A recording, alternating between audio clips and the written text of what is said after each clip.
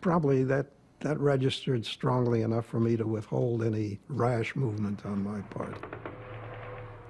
Then, artillery bursts began exploding above Weckstein's head. Judging by the direction of the fire, Weckstein reported to his commander that there were Germans in the tower. The fate of the building hung on the U.S. Army's next decision. At the last minute, Weckstein was ordered to retreat. The Army had spared the beautiful building. The Leaning Tower of Pisa had survived World War II, for the most part. The only serious damage to the tower during the war was the breaking of a small column, not due indeed to the Allied forces' attacks, but simply to a mistake of the Pisan anti-aircraft, which was not capable of striking one aircraft during the whole war, but was able to strike a small column of the bell tower. In the post-war years, the tower became a favorite attraction for tourists in Europe. Meanwhile, it continued its slow swoop downward. At the beginning of this century, there was not a great concern about the tower.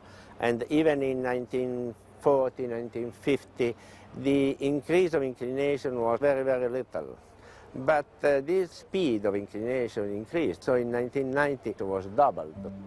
By the end of the 1980s, the tower was leaning 17 feet off the perpendicular.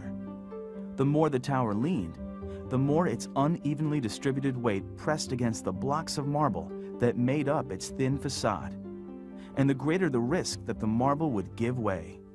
The tower obviously was ever in the danger of collapse, but with the progressive inclination, the safety margin are decreasing.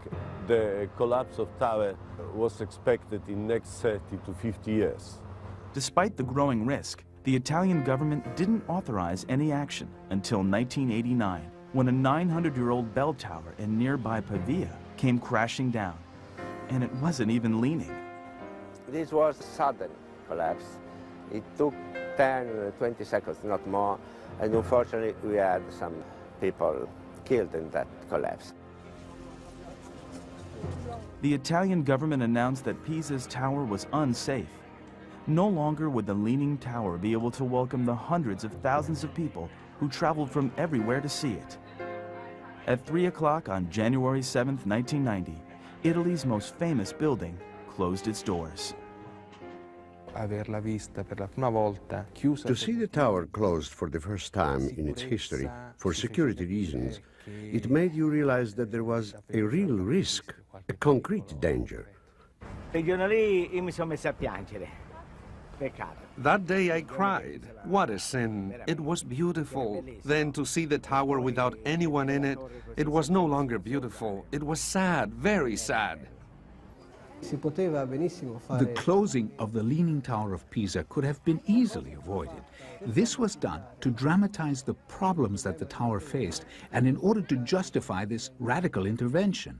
Because when there is a dramatic case, a close danger, then the money is forthcoming. In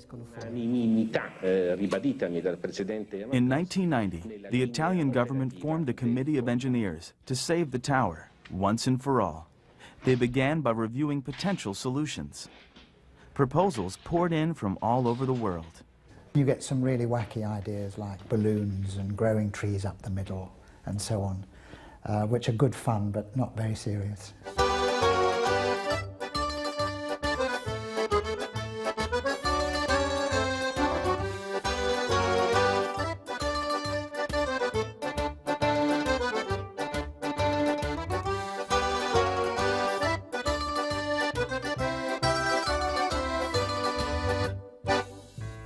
As creative solutions were studied, engineers gathered data.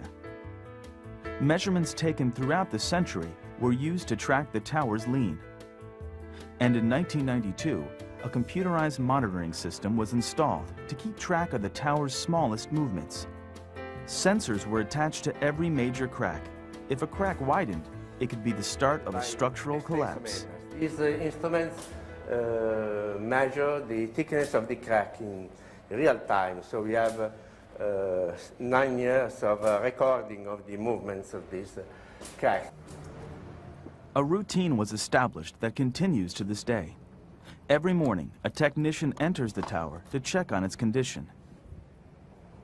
Through a horizontally level telescope, any increase in the tower's tilt can be detected